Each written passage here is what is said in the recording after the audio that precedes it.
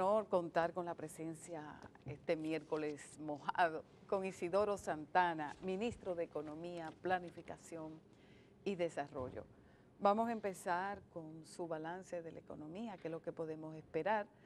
Ya en la prensa de hoy vemos a dos prestigiosos economistas dando su diagnóstico. Miguel Seara Hatton habla de que existe una paralización en la economía dominicana, mientras que Guillermo Caram, ex gobernador del Banco Central, dice que hay desaceleración.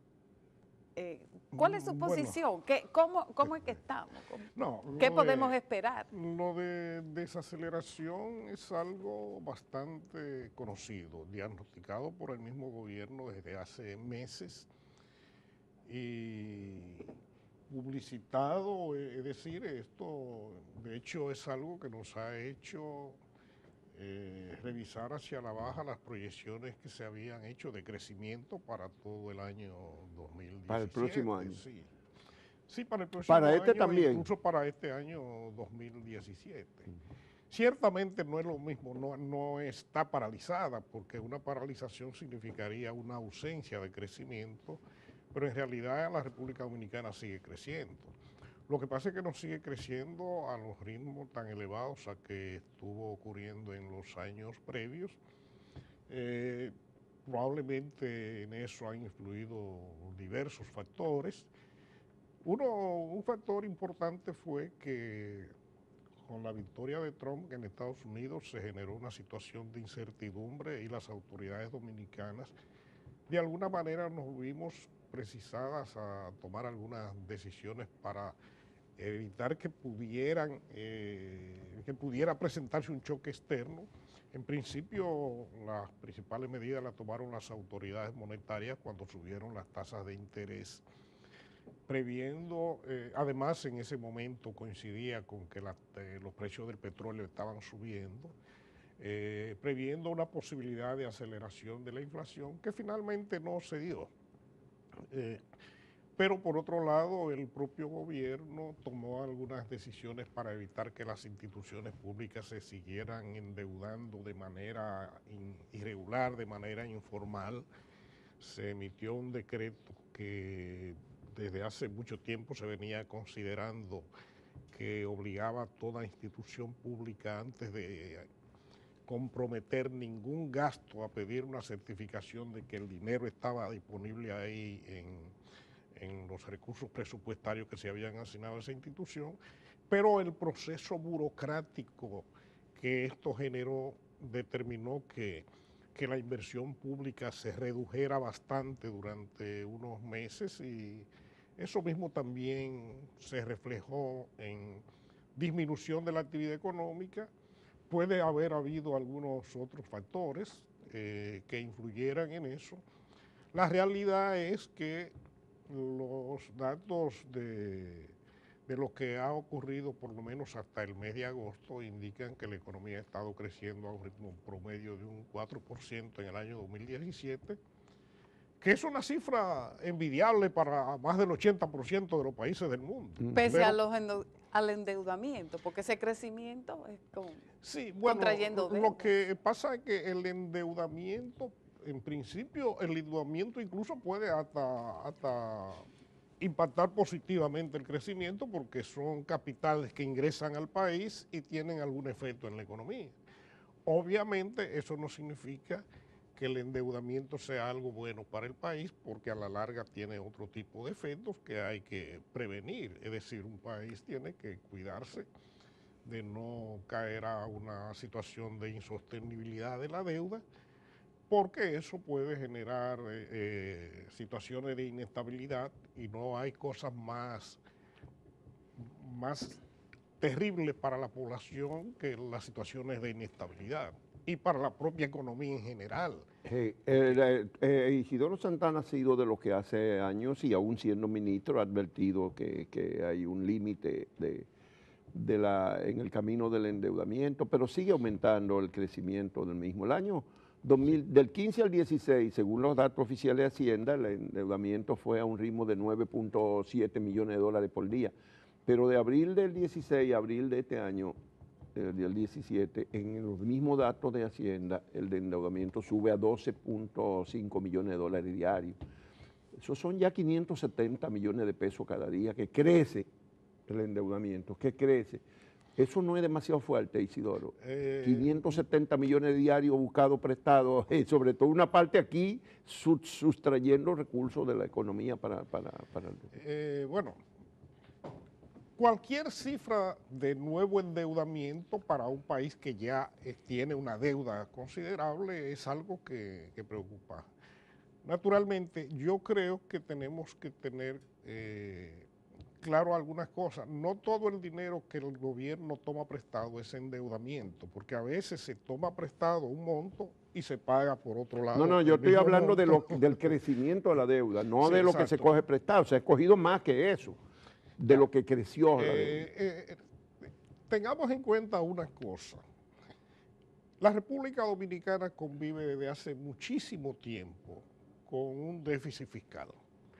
Cuando hay déficit fiscal, eso equivale a endeudamiento, porque ¿cómo tú sufragas los gastos? O los sufragas con los ingresos que recibes o con nuevos créditos. Normalmente, cuando hay déficit es porque los ingresos que recibes son insuficientes para cubrir los gastos. Entonces, siempre hay endeudamiento mientras existe el déficit. El gobierno está preocupado por el déficit y de hecho uno de los temas de discusión fundamentales cada vez que se está tratando el tema fiscal es cómo reducir el déficit. Y no hay duda de que se ha venido reduciendo año tras año, no en las magnitudes que uno desearía, pero se ha venido reduciendo. Ahora, mientras existe déficit, hay endeudamiento. Lo que estamos procurando es que ese endeudamiento sea cada año menor que los años anteriores. Es decir, que la deuda crezca menos que en los años previos, hasta ver si logramos una situación en la cual no crezca, que es ya cuando logremos equilibrar el presupuesto. Es decir, que se gaste exactamente lo mismo que bueno, pero ingresa. para eso se requiere, el gobierno está haciendo ahora mismo un esfuerzo de mejorar la administración recaudatoria, sí, pero parece ser que lo que necesita para contener esos déficits es muchísimo más de lo que se puede sacar administrativamente, y de ahí eso nos remite una vez más a la necesidad de una reforma de fondo, una reforma fiscal que no simplemente tributaria. Y el gobierno tampoco ha querido escoger ese camino. Entonces uno siente que está atrapado en la reforma fiscal, tiene los inconvenientes de la discusión política. El pacto eléctrico tiene 3 años en discusión y aún todavía no concluye plenamente. Entonces, pero al mismo tiempo, sin esa reforma, uno siente que vamos a seguir dándole vuelta. Mejoraremos algo la recaudación, pero las necesidades son tan grandes, Isidoro. Bueno, tú la conoces muy bien. Sí, claro. Que entonces ese mejoramiento es ínfimo. Lo de una reforma fiscal es algo inevitable, algo que tenemos que hacer, algo que la sociedad dominicana necesita. Y en general pensamos que tiene que ser una reforma integral que abarque todos los aspectos que involucran el tema fiscal. Es decir, al fin de cuentas la sociedad dominicana necesita redefinir lo que quiere, redefinir el Estado que queremos, cómo lo queremos no y está cómo lo vamos a definido, financiar. perdone la interrupción, pero no está definido en la Ley de Estrategia Nacional y Desarrollo. Se supone que ahí estaban todo lo que queríamos hasta el 2030. Esa ley plantea la necesidad de llegar a un pacto fiscal. Sí, exacto. Y eso, digamos, es algo que está en carpeta. Eso está sobre la mesa. Claro, tenemos que aclarar lo siguiente. La Estrategia Nacional de Desarrollo planteaba la negociación de 3 pactos y el gobierno trató de, según un cronograma, ir del más sencillo al más complejo. El más sencillo era el pacto educativo que se negoció, sí, se firmó y está en ejecución muy exitosamente, dando los pasos que se necesitan hacia la mejora de un sistema educativo que fue abandonado por medio siglo y que obviamente resolver todos los problemas que tiene también se tomará un buen tiempo, pero que se está avanzando. Después pasamos al pacto eléctrico, pero se tomó más de 3 años de discusión.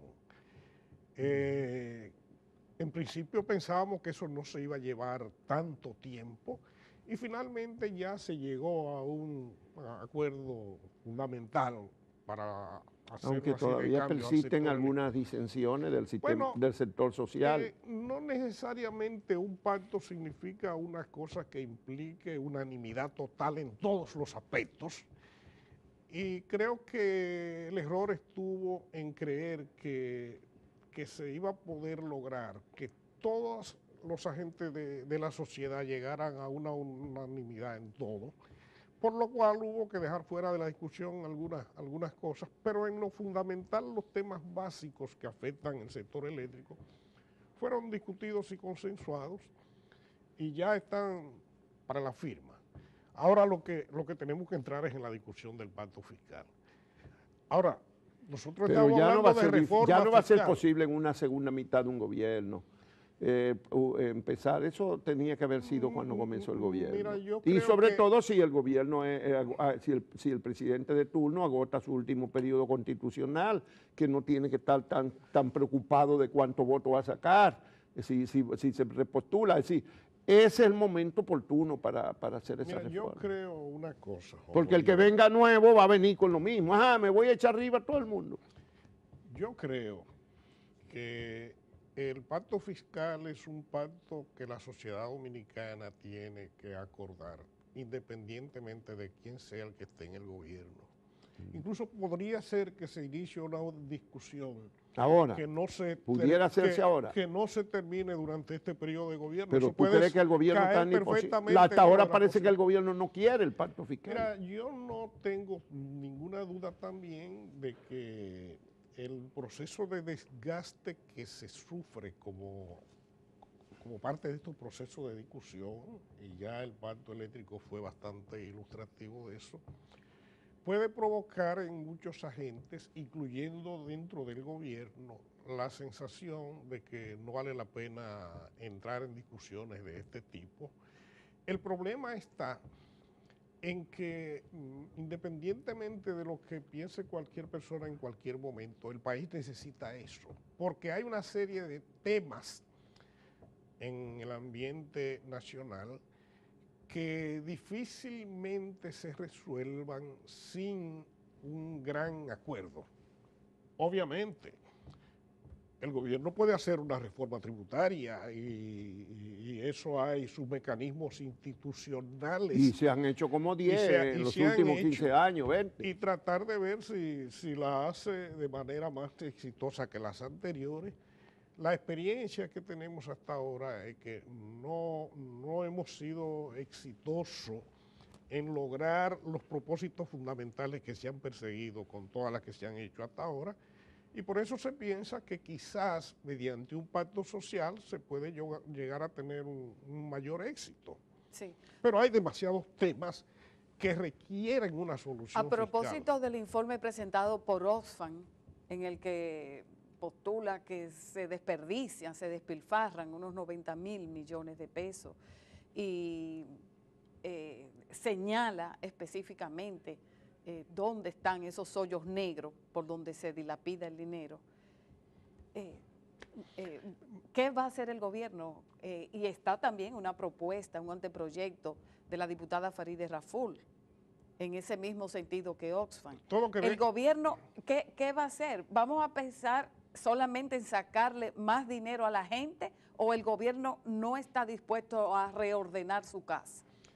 Mira, lo primero es que, pese a que yo todavía no he podido analizar detenidamente la cuantificación del informe de Oxfam, y no puedo decir ni que si son 90.000, que si son tantos, que son menos, que son más, pero independientemente de todo eso, todos sabemos que es cierto que en el país hay dinero público que se malgasta, que en el país hay dinero público que podría dársele un uso mucho más eficiente y que hay instituciones públicas que sobran porque fueron concebidas para una determinada época, para un determinado contexto que ya no existen, o que sencillamente fueron rebasadas por reformas que se hicieron con posterioridad y no se sustituyeron las instituciones viejas por las nuevas, sino que se adicionaron. Es decir, todas estas cosas son cosas reales que tenemos que reconocer, pero eso son cosas que tenemos que llevar a la mesa de discusión como parte del pacto fiscal. Es decir, yo creo que esos son de los temas fundamentales que se requieren discutir, junto con la forma como se va a financiar el Estado dominicano. Todo eso es parte del tema de discusión del pacto fiscal. Lo mismo que el tema de la deuda, lo mismo que el tema de la seguridad social, que es un tema crucial, porque el sistema de seguridad social da un mandato al Estado para establecer una serie de prestaciones a toda la sociedad que la situación fiscal dominicana es imposible que lo permita cumplir. Entonces, toda esa cosa hay que llevarla a la mesa de discusión. Lo mismo que la inmensa cantidad de leyes que se han aprobado en este país que obligan a especializar una porción del presupuesto público. Y las exenciones de impositivas también. Lo mismo que las exenciones impositivas. Pero se comienza de lo poco a lo mucho y el gobierno pareció comenzar tratando de limitar las exenciones de exoneración de vehículos a los legisladores y los legisladores se plantaron y parece que ya el gobierno retiró esa parte del proyecto. Se dijo que habían llegado a un acuerdo con los legisladores para dejar sin efecto eso. Mira, no puedo confirmar ni negar esa eso es lo que se ha publicado. Pero en realidad... Pero era un buen ejemplo. Lo que sí sabemos es que el tema de las exenciones impositivas es uno de los temas que hay que discutir, que hay que abordar. Y no necesariamente porque entendamos que las exenciones sean malas de por sí. Bueno, excepto algunas, porque hay algunas que no hay duda de que llaman la atención, y el caso de esta escandalosas de vehículos lujosos para legisladores, pues algo que llama la atención. No, pero es que no es solo, no pero, es que son los vehículos no son para legisladores, Isidoro, es más grave. Por cierto que Participación Ciudadana hace como 5 años que llevó un recurso de inconstitucionalidad sobre esa materia y el Tribunal Constitucional no ha tenido tiempo para eso, porque hay muchas complicidades en el país. Pero el problema es más grave, es que todos sabemos, ahí en las imputaciones de Odebrecht aparecieron legisladores, varios legisladores con 8 y 10 vehículos de lujo que no los tienen. ¿Qué es lo que pasa? Que venden las exoneraciones. O sea, ellos se convierten en recaudadores, suplen a la Dirección de Impuestos Internos y recaudan con esas exoneraciones, se las venden a una persona para que traigan vehículos súper de lujo que tendrían que pagar 10, 15, 20, 30 millones de pesos y ellos reciben 4 o 5 millones de regalía. Eso es un negocio con la recaudación del Estado. O eso no es una corrupción eso. Todas esas cosas son situaciones anormales que deben ser corregidos y yo no tengo duda de que eso sería relativamente fácil llegar a acuerdos. Sería relativamente fácil llegar a acuerdos porque son cosas muy visibles. Pero la inmensa mayoría del dinero que llamamos exoneraciones no son esas. Claro que esas no son las La inmensa mayoría del dinero proviene de 2 cosas fundamentales. De sectores de la economía que por fines promocionales, para promover la inversión y la actividad económica, han requerido incentivos. Dado incentivos fiscales, por un lado, y de una serie de renglones que el Estado mismo, como parte de su política social, ha optado por dejarlas exentas de impuestos. Como alimentos y medicina, servicios de salud y servicios educativos que no pagamos impuestos por lo que pagamos en los colegios. Toda una serie de cosas de ese tipo que están exentas de ITEVI y que son lo que hacen gran cantidad de dinero y que normalmente se entiende que eso es correcto por una cuestión social. Cualquier gobierno lo pensaría 2 veces antes de decir vamos a grabar estas cosas porque tiene un impacto social y político.